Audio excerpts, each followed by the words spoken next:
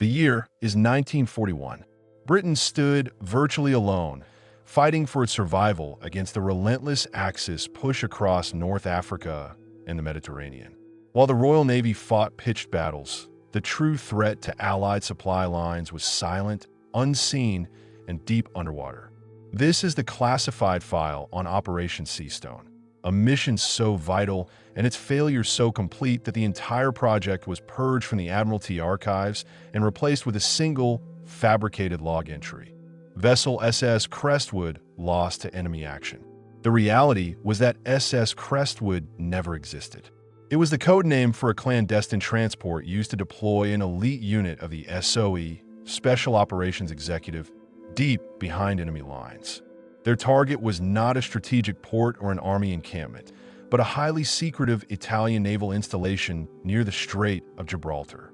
The objective: to neutralize a prototype Axis weapon that threatened to seal off the Mediterranean, effectively choking off the Suez Canal and forcing Britain into a desperate corner.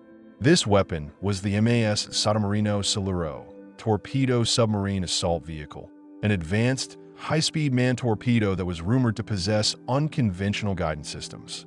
If deployed en masse, these invisible weapons could cripple the British fleet and render Gibraltar indefensible. The unit dispatched for Operation Seastone was a composite SOE team comprised of 4 individuals led by Captain Alastair Thorne, an expert in underwater demolition and infiltration. Unlike traditional commandos, Thorne's team was trained exclusively for deniable deep-water sabotage. They were inserted by a modified British submarine, HMS Truant, under the cover of a planned attack on an Italian naval base in Taranto. The SOE team's final documented briefing, found in a mutilated file marked MEDOP 41/Z and recovered from a burned-out SOE safehouse years later, was specific about the target's nature. It was not the Italian midget submarines known as maiali pigs. It was a single experimental prototype described in the briefing only by its internal Italian codename, IL Phantasma, the Phantom. Allied intelligence believed IL Phantasma incorporated a revolutionary, non-magnetic guidance system designed specifically to circumvent the advanced magnetic detection nets protecting Gibraltar. If this prototype was successfully tested and mass-produced, the entire Allied strategic presence in the Mediterranean would be rendered obsolete. The mission was absolute: penetrate the base, locate IL Phantasma, and plant enough specialized plastic explosive to ensure its complete destruction, making the failure appear to be a dockyard accident. The insertion point for Captain Thorne's team was a remote, heavily fortified Italian naval research base located on the coast of Sardinia, an area supposedly under tight Axis air superiority.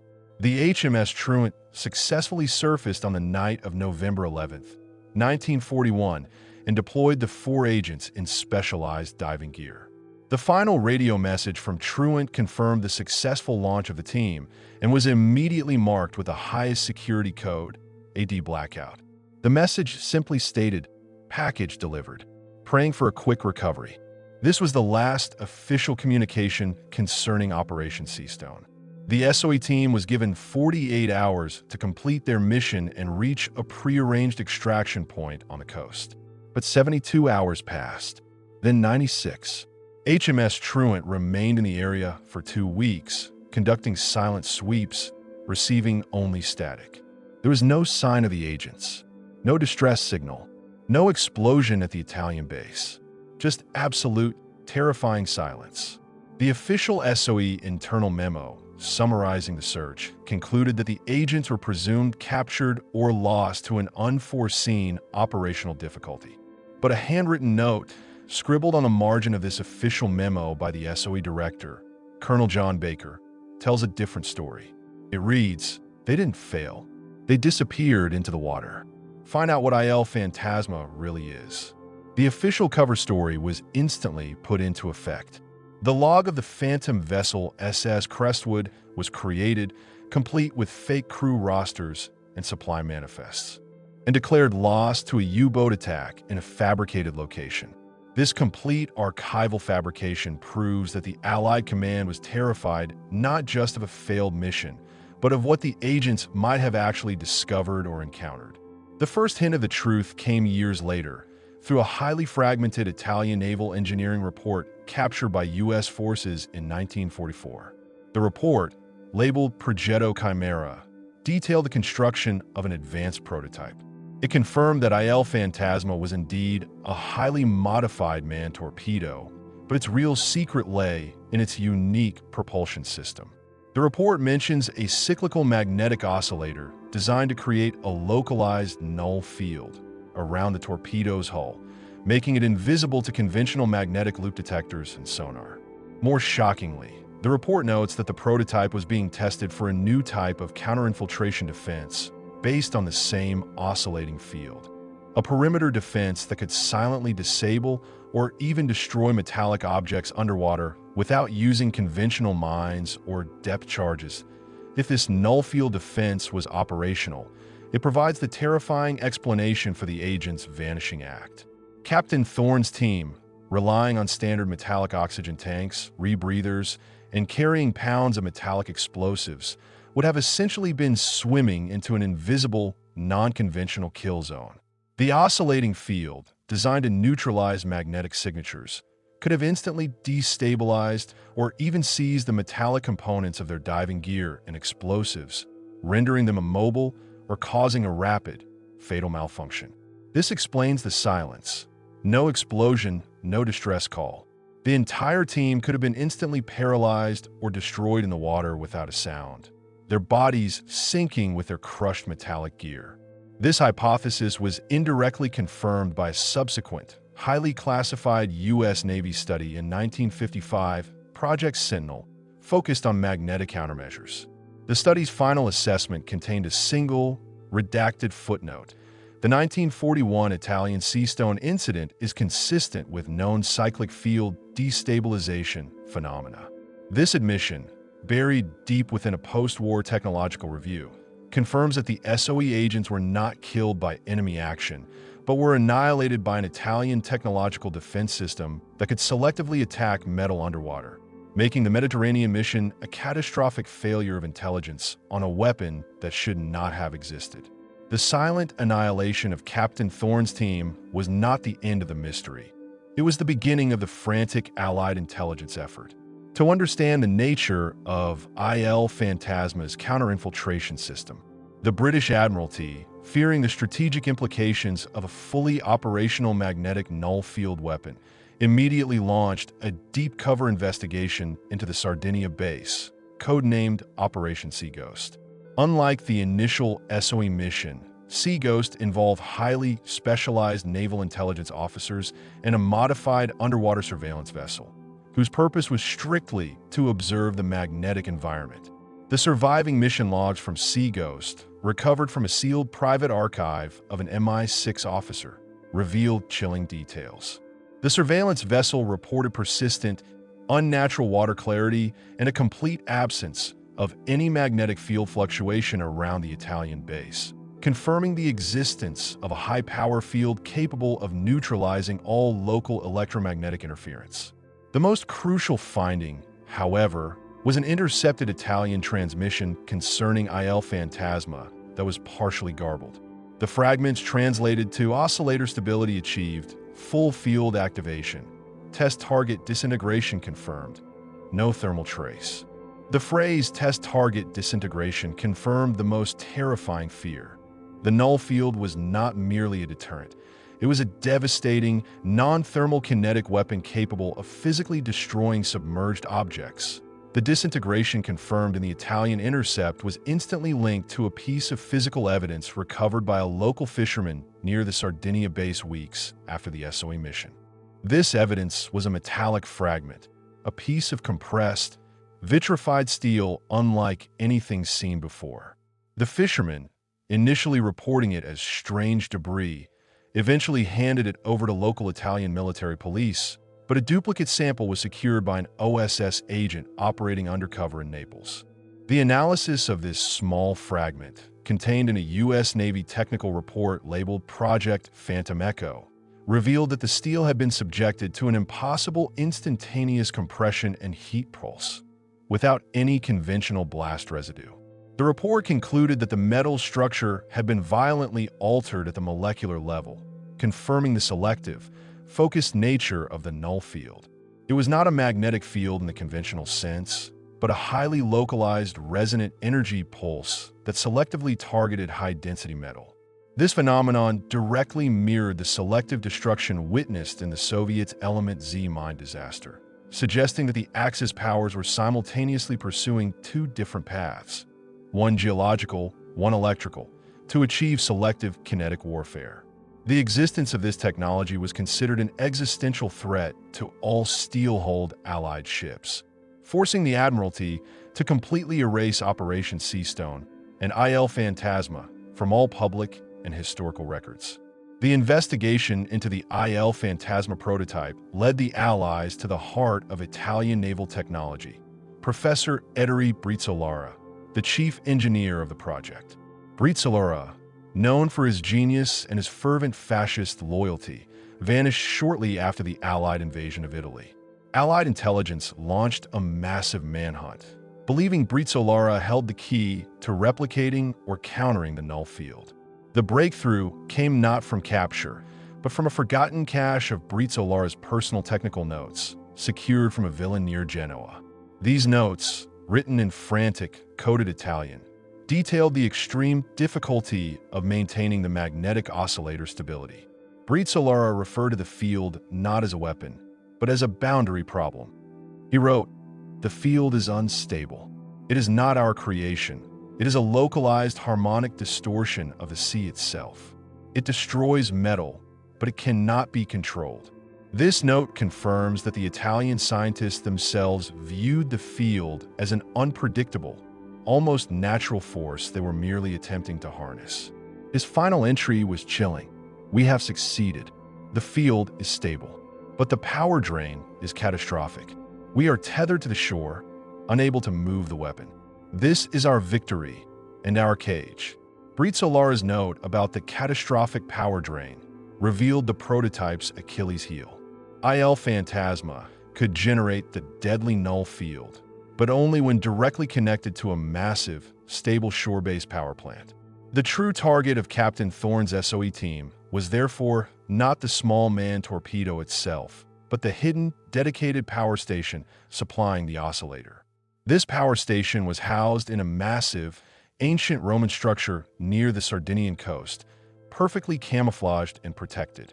The SOE team's primary objective, according to a revised SOE intelligence map found in the same file, was to penetrate this structure and plant a high-yield magnetic explosive, a specialized device designed to trigger a complete electrical cascade failure. The irony is staggering. The SOE agents were likely destroyed by the invisible null field perimeter before they even reached the power station, but their disappearance may have been the very factor that ultimately saved the Allied war effort. The subsequent fate of the Sardinia base provides the final, silent confirmation of the SOE's accidental success. Despite the catastrophic loss of the SOE team, the Italian Navy abruptly and permanently ceased all testing of IL Phantasma and the null field technology. No magnetic anomalies were detected around Gibraltar for the remainder of the war. A joint US-UK reconnaissance operation in 1944, disguised as a postal exchange patrol, confirmed that the Roman structure housing the power plant had been gutted by fire and was completely abandoned. The official Italian explanation, documented in a civilian coastal patrol report, was unspecified electrical failure. This single, unverified detail is the only plausible explanation for the sudden cessation of the IL Phantasma threat. It is highly probable that the SOE team, despite being annihilated by the null field, managed to trigger the sophisticated magnetic explosives they carried. The resulting explosion, though contained, could have traveled along the massive metallic power cables connecting the prototype to the shore station, causing a chain reaction that destroyed the central power plant. The SOE team died instantly, but their posthumous action neutralized the weapon. The Allied command, however, could not claim this victory. To do so would have meant admitting the existence of the magnetic null field weapon and the catastrophic, non-conventional fate of their elite agents. Operation Seastone was buried, not as a loss, but as a sacrifice too technically complex and too politically volatile to ever be publicly confirmed. The SOE agents became the unsung heroes of a silent, scientific war. The sudden, permanent cessation of the IL Phantasma project immediately after the vanishing of the SOE team initiated a high-stakes, internal political battle within the British Admiralty. The most damaging aspect of Operation Seastone was not the loss of the agents, but the proof of the Italian null field technology. The Admiralty knew that if the truth were revealed, that their elite saboteurs were instantly destroyed by a silent, non-conventional force. It would shatter naval morale and demand a radical, unaffordable overhaul of all metallic-hulled vessels. The cover-up required total commitment. The fabrication of the vessel SS Crestwood was meticulously maintained. Furthermore, an internal Admiralty memo from early 1942, classified ultra-black, ordered the immediate, quiet recall and analysis of all British limpet mines and magnetic equipment deployed in the Mediterranean. This was a desperate move to confirm their working order, realizing that the Italian technology could render their own magnetic sabotage tools instantly useless or even self-destructing. The memo stressed, "We must ascertain if the enemy can turn our own magnetic devices against us." The ultimate fear surrounding IL Phantasma was not its use in the Mediterranean, but its potential transfer to the Germans for the Atlantic U-boat campaign. The null-field technology, if scaled down, could provide U-boats with an absolute cloaking device, rendering them invisible to all existing sonar and magnetic detection systems, effectively winning the Battle of the Atlantic for the Axis. This threat drove the British to initiate Project Scylla, an undeclared intelligence mission to locate Professor Ettore Brizolara. Unlike the initial haphazard search, Scylla was methodical.